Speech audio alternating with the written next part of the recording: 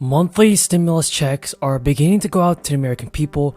The Democrats and Republicans have recently opposed everybody new legislation that will provide all eligible Americans with a monthly inflation relief payment. So many people can actually be expecting and are actually should be receiving their stimulus checks very soon. So up to $1,000 can be claimed by low income households. And if you're a Social Security recipient, you can also receive this check. Several states are considering now a second round of payments to residents as the U.S. just continues to fight inflation.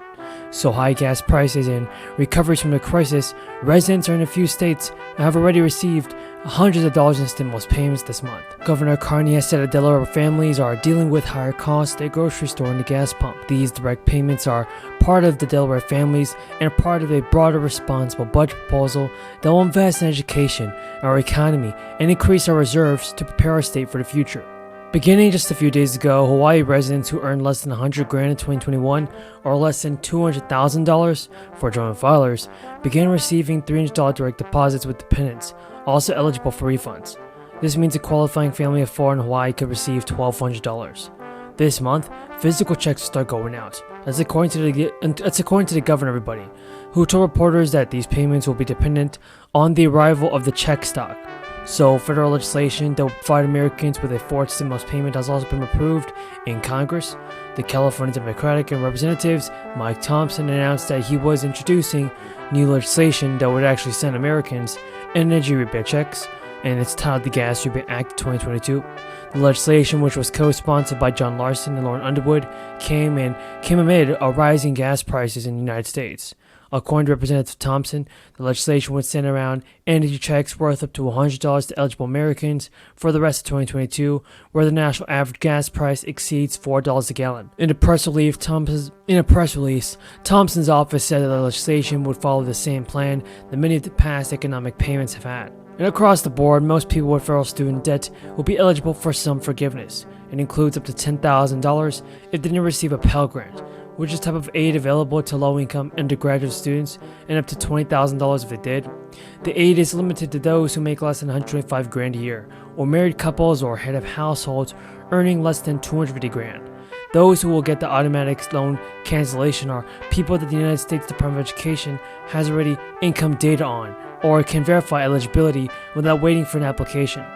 To automatically verify certain borrowers' income data for tax years, the Education Department plans to use data obtained from the FFA-SA data.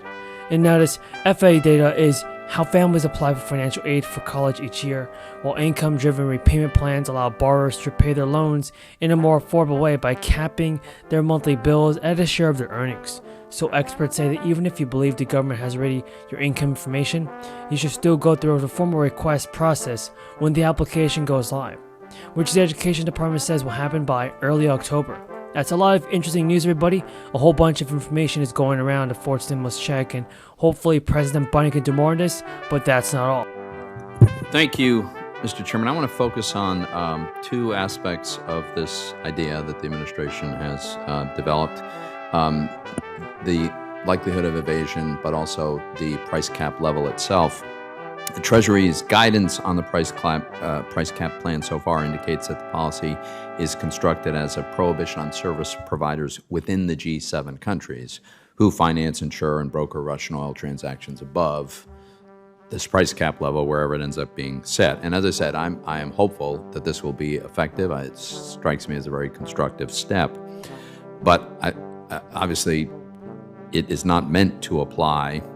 It does not apply, certainly not directly, to oil service providers outside the G7. We've seen a huge increase in Indian and Chinese purchases of oil, just as U.S. and European purchases have declined. In fact, those purchases have fully offset the decline of the U.S. and the EU. And my concern is that China and India will continue to buy Russian oil, and probably on a large scale, they'll do so with their own service providers. Might not be quite as convenient as the existing regime, but they're quite capable of insuring and brokering and financing oil sales with indigenous companies and capabilities. So I wonder if briefly, Ms. Rosenberg, you could comment on any concerns you have that there is still this mechanism, this opportunity for Russia to continue to sell oil, albeit not to G7 countries or those who use services of G7 countries, but outside of the G7. Thank you, Senator, for the opportunity to address these important questions. This price cap policy envisions a scenario where countries, China and India, for example, continue to purchase Russian oil. That is envisioned within this policy. And it's possible that they could purchase that oil below the cap using G7 services. For example, there's a distinct advantage for them to do so. 80 to 90% of maritime insurance is concentrated in service providers within the EU, or rather within Europe, which means that India, for example, has a powerful interest in purchasing some of that oil below the price cap in order to take advantage of those services, which provide more reliability. Yeah, I'm sorry to interrupt. I'm short on time here. There's no question everybody would like to buy oil as cheaply as they possibly can. And I completely acknowledge that this regime, if it's effective with G7 countries, might very well have some downward pressure. But there will also be efforts to evade it. There will be countries that will see an opportunity to get more discounted oil, even if it's not fully discounted to the price level. This is why I think it's important that we address this question. I acknowledge that the big majority of the market for the service providers comes from companies within the G7. They would be affected by this, but they don't have monopolies. And the Chinese and the Indians, as I say, they're quite capable of expanding the role of their indigenous service providers. This isn't meant as really even a criticism of this arrangement. I'm suggesting this is why Senator Van Hollen and I have introduced legislation that would require sanctions to be imposed on those who would evade this way. Let me ask you another question, if I could. What's your best estimate right now of the marginal cost of producing a barrel of oil in Russia? Senator, there's varying costs for doing so. It depends on the geology of the field, the technology involved in lifting, and the cost over time of amortization. I hope I could take just 1 second to address a key facet of the point you made earlier. Okay, but I do have another point I need to get to, and we've got a minute, so if we could do it quickly.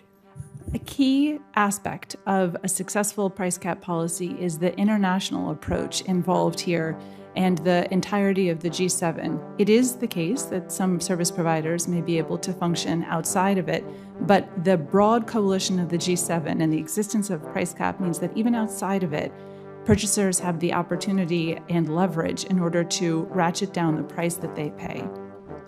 I get that, and I'm hoping that dynamic works. And if that market dynamic works, and Indian and Chinese... Dennis, Mr. Secretary, thank you very much for that introduction, but more importantly, as a lot of the senators here know, for me and my friend for a long time. And thank you for joining the administration. And when I was forming the administration, I knew Dennis could do any job in the administration. But he wanted to be Secretary of Veterans Affairs because it mattered so much to him. And I think the most important thing to have someone in charge of that department was somebody who cares about what he... So there are several new proposals on the negotiating table that would address Social Security. This could mean millions of people could be seeing a big change to their monthly benefit payments. So watch until the end to find out if you're eligible for the stimulus check and Social Security increase. Now, many lawmakers in Congress are discussing Social Security reform. The future of Social Security remains uncertain, forcing people to ask questions like, will Social Security run out? And according to the 2021 annual report from the Social Security Board of Trustees, the cash reserves will be fully depleted by 2034. That is 1 year earlier than their 2020 report indicated. Annual taxes are expected to cover only about 78% of the benefits each year after that. And according to Yahoo News, part of the problem can be attributed to longer life expectancies, a smaller working age population, and an increase in the number of retirees. By 2035, the number of Americans 65 and older will increase to more than 78 million, about 56 million today. As a result, more people will be taking money out of the Social Security system, but there will be fewer people paying into it. Now, that doesn't mean the program will run out of money entirely. Payroll taxes are expected to cover about 70% of scheduled benefits. But if the funding gap is not filled, retirees could get lower Social Security payments, or workers might need to pay more into the system. Experts say that if no changes are made, this is what Social Security could look like in the future. So if you're planning to retire in 2035, it is suggested that you keep in mind there's a chance you could receive less in Social Security benefits than you might be expecting. If no, then changes are made to deal with the trust fund shortfall. Benefits will be reduced by 22%. Now, the SSA has shared that for many retired adults, that kind of cut in benefits will represent a big financial hit. Social Security provides at least half of the income for 50% of elderly married couples and 70% of elderly single people. And some experts doubt that a big slash in Social Security benefits